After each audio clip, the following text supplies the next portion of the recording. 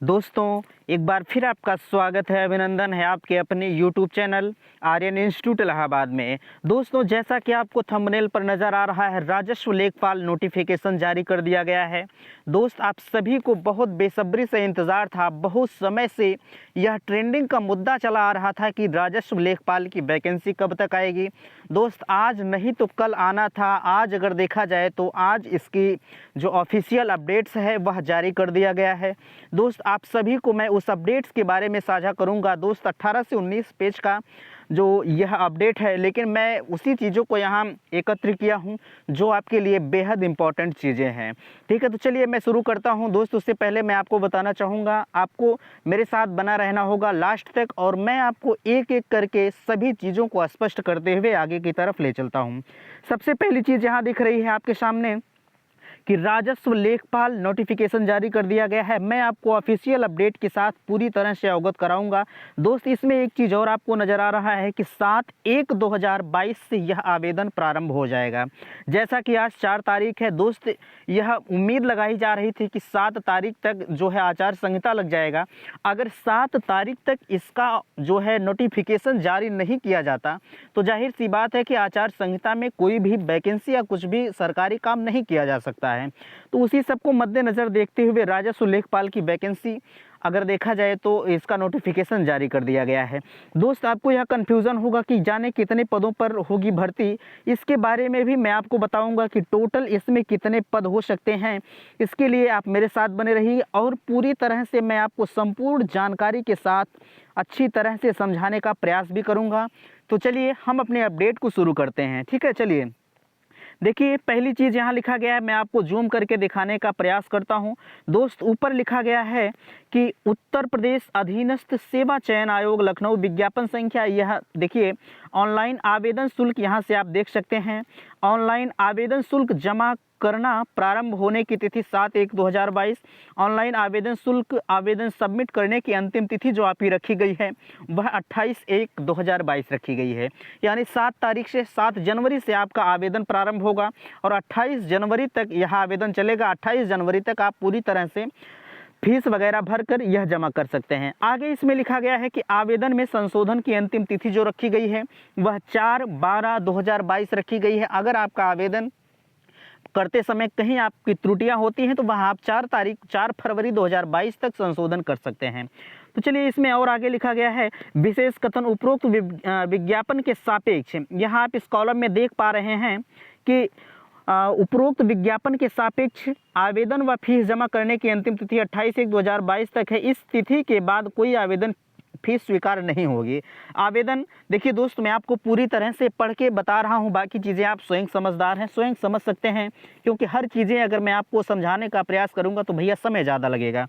ठीक है, आवेदक अपने आवेदन का प्रिंट तब तक नहीं निकाल सकेगा जब तक कि उसकी फीस का समायोजन बैंक द्वारा नहीं कर लिया जाता। आधा आवेदन अभ्यर्थी द्वारा बैंक से शुल्क का समायोजन 28/1/2022 तक अपने अथवा उसके पश्चात विलंबतः 7 दिवस के अंदर अर्थात 4/2/2022 तक अनिवार्य रूप से कर लिया जाएगा। ठीक है, इस अवधि में अभ्यर्थी अपने आवेदन में अनुमन्य विवरण को संशोधित भी कर सकता है। यानी कहने का मतलब यह है 28/1/2022 तक आप आवेदन कर सकेंगे।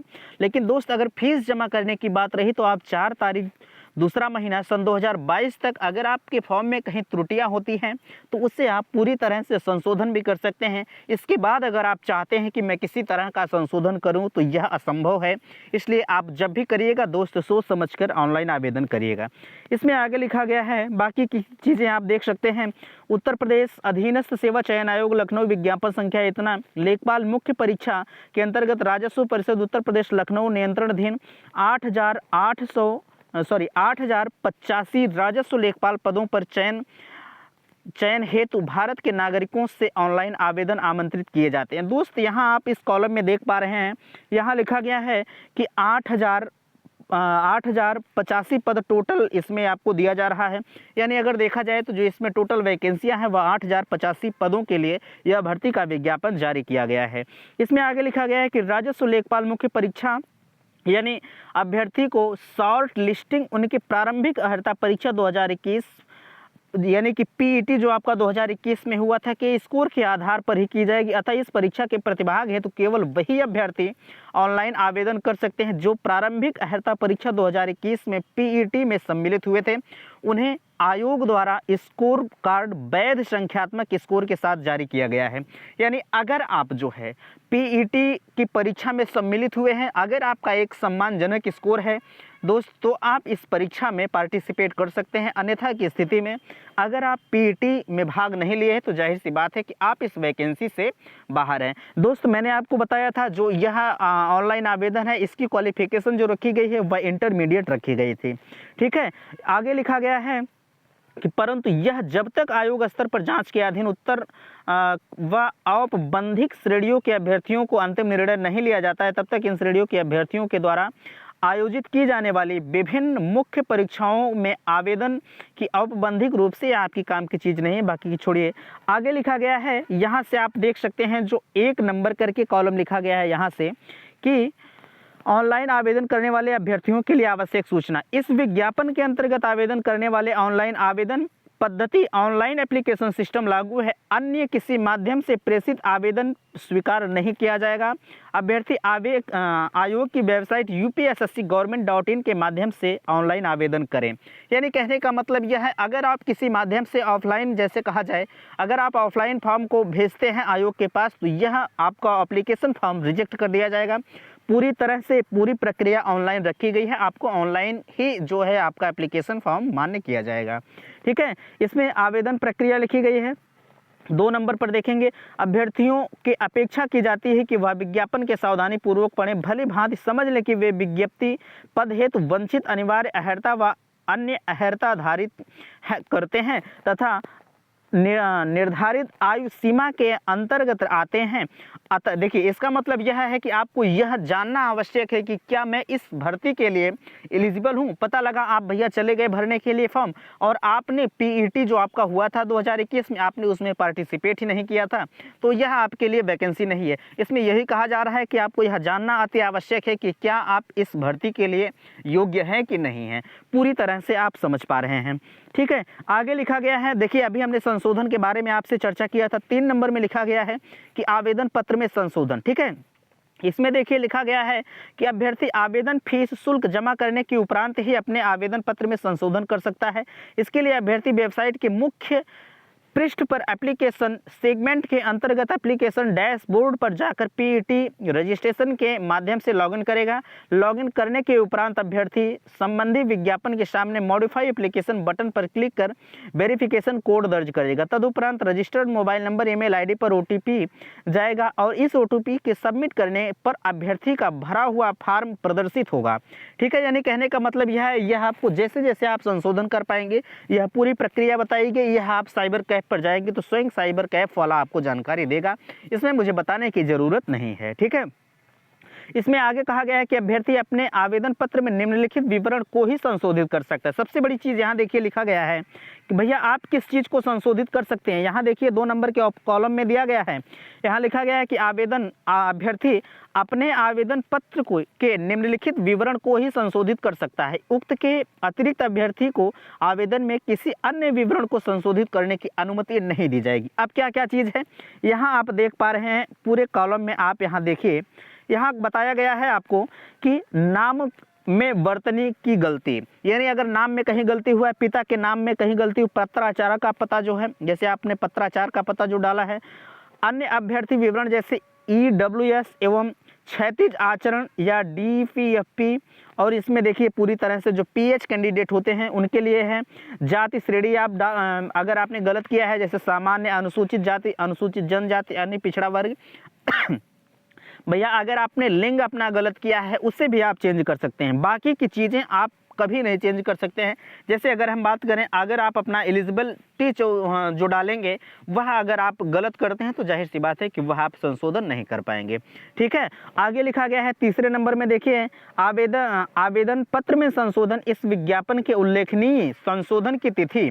भैया यहाँ देखिए सबसे बड़ी चीज़ लिखी गई है कि इसकी संशोधन की अंतिम तिथि जो 4/12/2022 तक ही अनुमान्य, इसके बाद आप कभी नहीं संशोधन कर सकते हैं। अगर आपका सिलेक्शन भी हो रहा, आपने गलत किया है तो भैया आप बाहर हो जाएंगे। इसलिए आपसे मैं स्पष्ट बता रहा हूं कि आप जब भी फॉर्म को फिल करिएगा यह सोच कर मत करिएगा कि आगे तो संशोधन हो ही जाएगा, ठीक है। अगर यह सोच कर करते हैं तो कहीं ना कहीं आप गलत कर रहे हैं। आप जब भी फिल करिएगा तब आप जो है एक अस्थायी दिमाग से फिल करिएगा।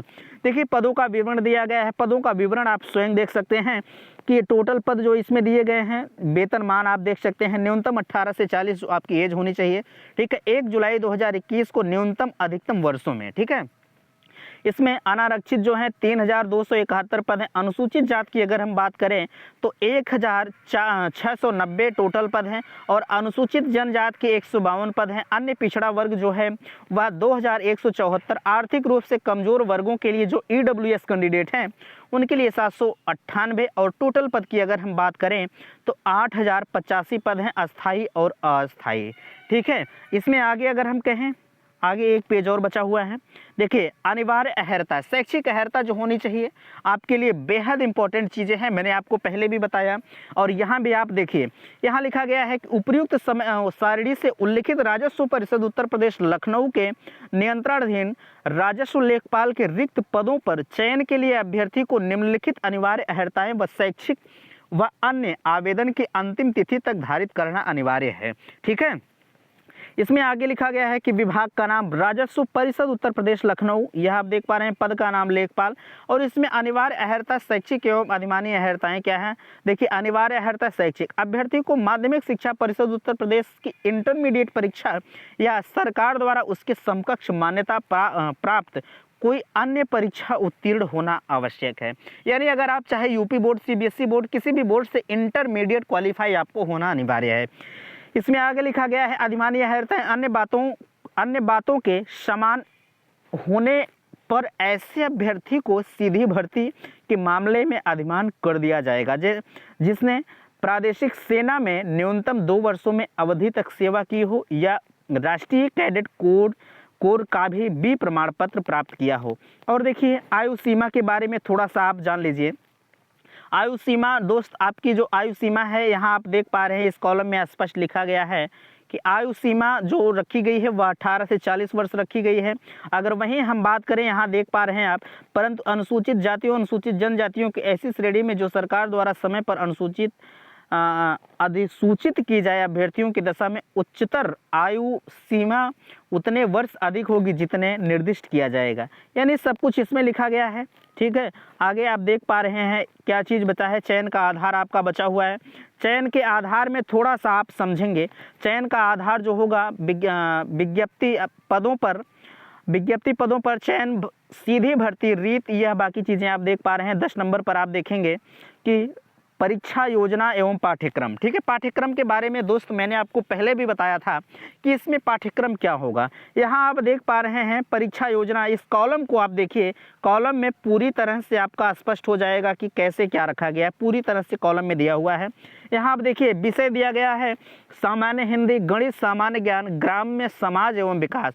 यानी प्रश्नों की संख्या, अगर हम टोटल प्रश्नों की संख्या की बात करें तो जो सामान्य हिंदी के प्रश्न हैं वह 25 हैं, गणित के 25 हैं, सामान्य ज्ञान के 25 हैं और ग्राम्य समाज एवं विकास के 25 प्रश्न। टोटल पदों में दोस्त 100 क्वेश्चन आपके बन रहे हैं और निर्धारित जो अंक हैं वह 100 नंबर के हैं। और टोटल इसमें समय जो दिया गया है आप बहुत अच्छी तरह से देख पा रहे हैं, 2 घंटे का समय दिया गया है। तो दोस्त उम्मीद करते हैं कि सब कुछ आपको समझ में आया होगा। अब चलते हैं हम अपने होम पेज पर। बहुत अच्छी तरह से मैंने आपको समझाने का प्रयास किया यार। 18 से 19 पेज का यह जो PDF है, पूरी तरह से PDF आपको इस माध्यम से नहीं बताया जा सकता है, ठीक है। तो उम्मीद करते हैं कि सारी बातें आपको समझ में आई होंगी। दोस्त आपसे कहना चाहूँगा कि आप जब भी ऑनलाइन कीजिएगा आप सोच समझ कर कीजिएगा, कहीं ऐसा ना हो कि आपकी फॉर्म में कहीं गड़बड़ी हो जाए, ठीक है। तो वीडियो यहीं समाप्त करते हैं। थैंक्स, धन्यवाद।